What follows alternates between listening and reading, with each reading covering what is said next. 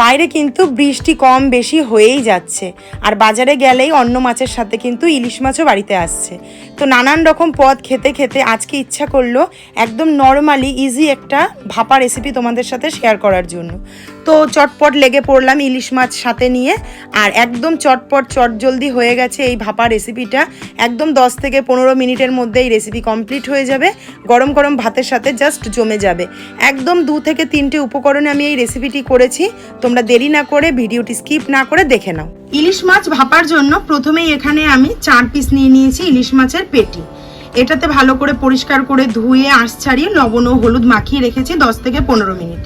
এখানে নিয়েছি আমি হলুদ গুঁড়ো, এটা আমি প্রয়োজন মতো ব্যবহার করব, মাপটা রান্নার সময় বলছি। নিয়েছি বেশি না, ছোট চামচের 1 চামচ চারমগজ, এটা অপশনাল, এটা চাইলে তোমরা দিতেও পারো নাও দিতে পারো। এখানে নিয়েছি আমি লবণ, লবণটাও আমি পরিমাপ মতোই দেবো।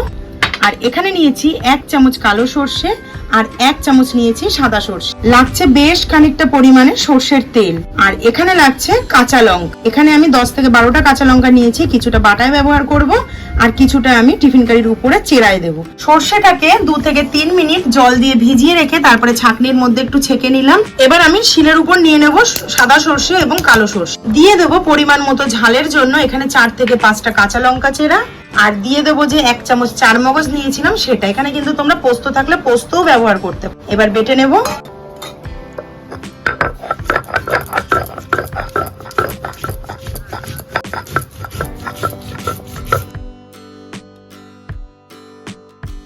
সর্ষে পোস্ত কাঁচা লঙ্কা পুরো বাটা হয়ে গেছে, এবার আমি তুলে নেব।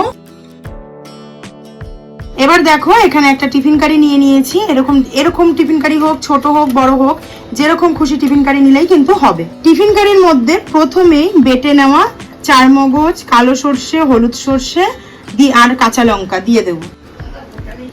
দিয়ে দেবো 1 চামচ লবণ, দিয়ে দেবো 1 চামচ হলুদ গুঁড়ো। এটা কিন্তু একদম সহজ পদ্ধতি, মানে ভাত বসিয়ে এই রেসিপি বসাতে বসাতেই কিন্তু তোমাদের এই রেসিপি কমপ্লিট হয়ে যাবে। এত সুন্দর, আর এইটুকু ভাপা থাকলেই অনেকটা ভাত খাওয়া হয়ে যায়। দিয়ে দেবো বেশ খানিকটা পরিমাণে সর্ষের তেল। এবার দেখো সমস্ত উপকরণকে খুব ভালো করে চামচের সাহায্যে মাখিয়ে নেব।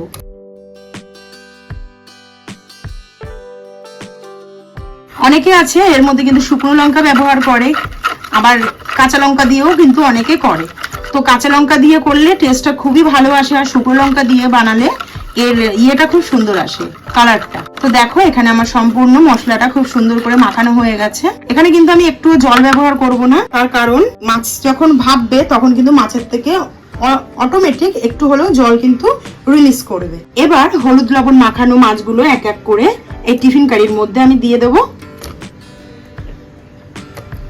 টিফিন কারির মধ্যে মাছগুলো দিয়ে মাছের উপর, নিচ, আশপাশ সমস্ত জায়গাটা এই সর্ষের বাটা খুব ভালো করে লাগিয়ে দিতে হবে, যাতে মাছটা যখন ভাববে তখন যেন সমস্ত মশলার ঝাঁঝটা মাছের মধ্যে খুব ভালো করে ঢুকে যায়। তো দেখো কথা বলতে বলতে কিন্তু এখানে আমার মাছটা পুরো একদম মাখানো হয়ে গেল। বাটার সময় তো বেশ খানিকটা কাঁচা লঙ্কা বেটেই দিয়েছি, এবার উপর থেকে দিয়ে দেবো চিড়ে রাখা কাঁচা লঙ্কা। এবার চলো ভাপে বসাই। উপর থেকে ভাপে বসানোর আগে দিয়ে দেবো আরো 1 থেকে 2 চামচ সর্ষের তেল। তো এখানে আমি জলটা ভাপে বসিয়েছি দেখতেই পাচ্ছ। তো এইবার এই জল থেকে স্টিম ওঠা শুরু হয়ে গেছে।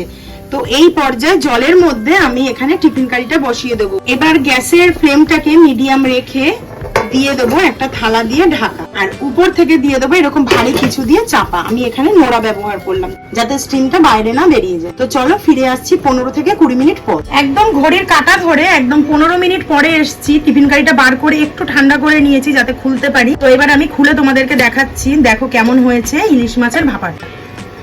তো দেখো জাস্ট দুর্দান্ত, উপরে একদম তেল ছেড়ে দিয়েছে, লঙ্কা প্রপার সেদ্ধ হয়ে গেছে, কালার চেঞ্জ হয়ে গেছে, মাছও কিন্তু একদম প্রপার সেদ্ধ হয়ে গেছে। চলো তোমাদেরকে আমি এবার একটু সার্ভ করে দেখ। তাহলে তোমরা তো দেখতেই পেলে কত সুন্দর চারমগজ, সর্ষে, লঙ্কা দিয়ে এত সুন্দর একটা ইলিশ ভাপা আমি রেডি করে ফেলেছি।